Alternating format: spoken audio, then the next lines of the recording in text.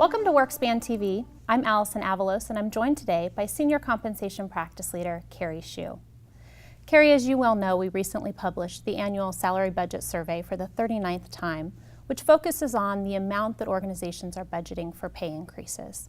So let's start off by talking about the overall trend in salary budget increases and what does it look like looking forward to 2013. The salary budgets really were on cruise control. Prior to 2009, we saw very consistent salary budgets, 3.5 to 4.5% increases. In 2009, with the recession, the floor just fell out.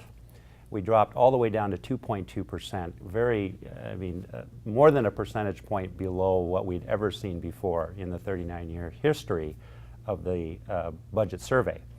Now, over the last few years, we've seen gradual increases. In 2010, we got up to 2.5%, and 2011, 2.8%. We were projecting 2.9% for this year. We didn't quite make that. We are again at 2.8%. And the projection for next year, based on what our comp professionals that took the survey are telling us, is that that's going to go up to 3%. So yes, we are seeing gradual improvement, although it is flat this year, but I think caution remains the name of the game for the foreseeable future. Okay, so there has been some movement in recent years, even though the last year-to-year change was fairly flat. What's really going on behind these numbers, Kerry? Why did the numbers plummet in 2009, and why have they been slowly recovering since? Well, the natural tendency would be to think that all organizations kind of drop their budgets and they're all sort of moving together as a pack back up.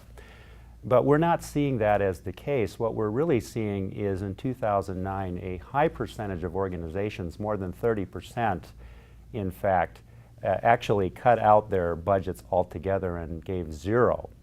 And then we had another large group that more or less kind of kept within the 2 to 4% budget range. So over the last few years, what we haven't seen is organizations going beyond that 4% mark. Most organizations that were doing 2 to 4% are continuing to do that. But now these other organizations, the 30% plus organizations that did nothing, are beginning to get back into the game. So we are seeing those organizations move back into the 2 to 4% budget range. But again, we're not seeing organizations going off on the other end and giving, what we would call makeup increases to try to make up for lack of increases over the past few years. If we pull the companies that budgeted 0% or froze their salary budgets in recent years out of the data, what does the trend line look like then? And what are we looking at going forward? If we pull that data out, what we're seeing is that the average budget increase would increase to 3%. So organizations this year, if you are giving an increase, that's in around the 3% average range, whereas if we include all organizations, it only drops to 2.8%. And Alison, I think that is another indication. The fact that those two percentages are fairly close together is really another indication that organizations are being very consistent and really grouping together in terms of what their increases are. We're not seeing wide variations in budgets. And finally, Kerry, does the trend of paying for performance continue? Are merit increases and variable pay programs still as common?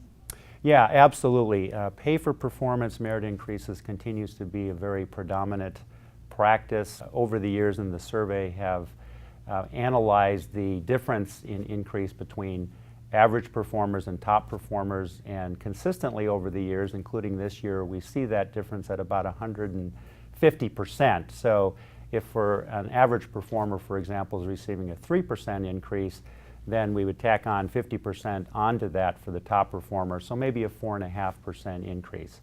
I'd love to see that percentage higher. I'd love to see that at 200%, even more variation between the top performers and the average performers. In terms of the variable pay question, absolutely that continues to be a very common practice. More than 80% in our survey this year said that they're using variable pay. We are not seeing so much changes in the amount of payouts as a percentage pay, so to speak, but what we are seeing is that more employees that were eligible to receive variable pay are in fact receiving variable pay, whereas the past 2 or 3 years that percentage had dropped to maybe 70 to 80%. So more employees are getting back in the game in terms of receiving variable pay. Well, thank you, Kerry, for that quick summary of the results from this year's salary budget survey. If you'd like more information regarding this survey, please visit our website. For WorkSpan TV, I'm Alison Avalos.